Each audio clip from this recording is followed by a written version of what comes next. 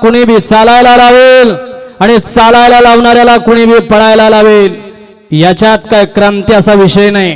पण निर्जीवाला सजव बनवलं. दादा 1400 वर्षाचा चांगदेव आलाय रे. दादा गरिबी लई वाईट असते. आई बापाच्या माघारी जगणं लेकराला फार कठीण असतं. ते 750 वर्षापूर्वी माऊली मा वैष्णव ज्ञानोबारायांनी भोगलेलं आहे.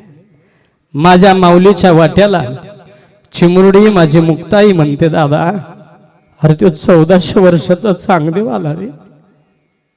मुक्ता काय करा वाटतं तुला? वाटतं लेकराला दिवाळीला शेजाऱ्याच्या घरात आकाश कंदील आहे, तसं आपल्या घरात असावं. शेजाऱ्यांची नवी कपडे तशी आपल्याला बी असावी. वाटतं लहानाल्या मुलांना. दादा तसं मला वाटतं रे. तो वागावून आला ना, आपण त्याच्या भेटीला कसं जायचं? माझी मुक्ताबाई म्हणते. ज्ञानोबारायांचं वाक्य होतं. ज्ञानदादाने बोलावं, तुला खरंच वाटतं ना? खरं दादा वाटतं. कसं जायचं रे? माझ्या मुक्ताबाईला ज्ञानदादा सांगतात. निवृत्ती दादांकडे भरलेल्या डोळ्यानं पाहिलं. माझ्या बहिणीचं मी एवढं हट्ट नाही का पुरा करू शकत? कृपा झाली ना. निवृत्ती दादांनी कृपा करावी, चालेल. आज्ञा घेतली. जिथं खेळत होते पाठीमागे वळून पाहिलं. चला दादा पुढे बसा. ज्ञानोबारायांच्या स्थानाप्रमाणे माऊली बसले.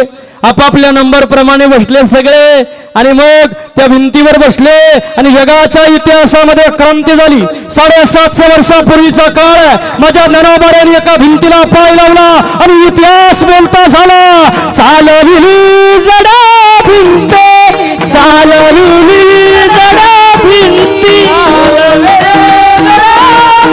या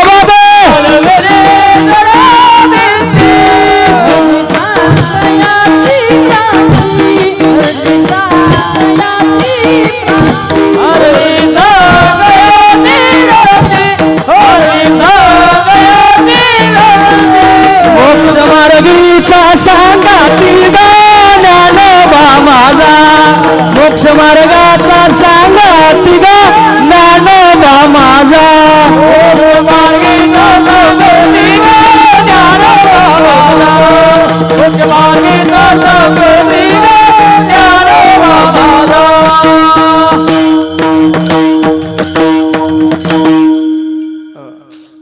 वा काय पाय.